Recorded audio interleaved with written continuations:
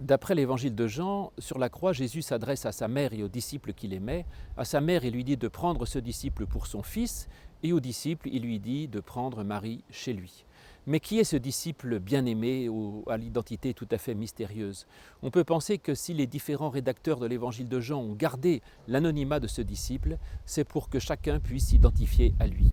Ainsi, chacun est ce disciple aimé par Jésus, et Jésus invite chacun à avoir une relation particulière avec Marie pour pouvoir devenir semblable à lui, semblable au Christ.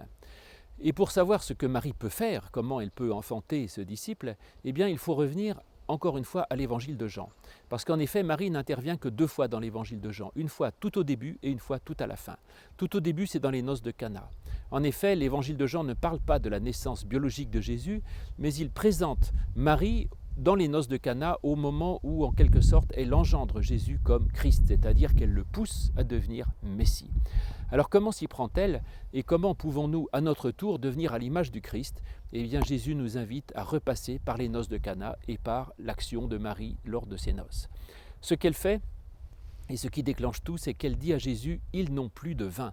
Et voilà ce qui peut changer une existence. Quand au lieu de regarder ses propres problèmes ou ses propres questions, on regarde ce qui manque aux autres et l'on se dit que l'on peut apporter quelque chose aux autres. Ça change tout dans une vie et ça donne un sens. Parce que les autres ont toujours un manque de quelque chose et nous avons toujours quelque chose que nous pouvons leur apporter.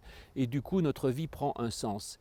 Et c'est d'ailleurs ce que va donner Marie à Jésus. On dit qu'à Cana, il aura fait le premier signe, c'est-à-dire le premier geste qui ait du sens. Et Marie permet que notre vie, au lieu d'être une agitation inutile et vaine, devienne une vie qui a du sens et qui mène quelque part. Jésus va répondre brutalement disant « Mon heure n'est pas encore venue ». Pourtant, son heure sera quand même venue puisqu'il va faire ce qu'on lui demandait. Ça veut dire que Marie, là encore, a une deuxième action formidable. C'est qu'elle pousse Jésus à agir tout de suite. Et Jésus essaye de reporter. Comme nous, sans arrêt, nous pensons que nous pourrions remettre à plus tard ce que nous avons à faire pour les autres. Mais Marie dit non, ce n'est pas plus tard, c'est tout de suite. Et Marie va faire comme si Jésus n'avait rien dit en quelque sorte. Ça veut dire que là, c'est le 3e point essentiel, elle a confiance en lui. Et elle sait qu'il peut faire quelque chose. Et voici donc ce qui peut transformer notre vie, faire en sorte que notre vie devienne à l'image du Christ.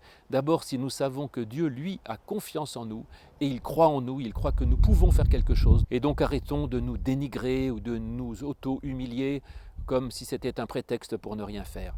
Dieu croit en nous. Nous avons des choses que nous pouvons apporter aux autres. Et nous pouvons faire énormément de choses pour beaucoup de gens.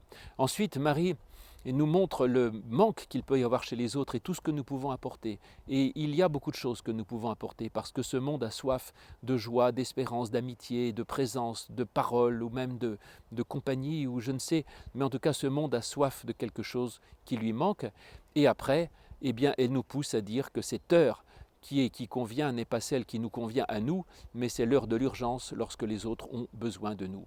Et alors nous pouvons devenir semblables au Christ, et alors nous pouvons être enfantés comme un être nouveau, capable de servir, d'aimer et de donner sa vie pour notre plus grande joie et pour la joie du monde.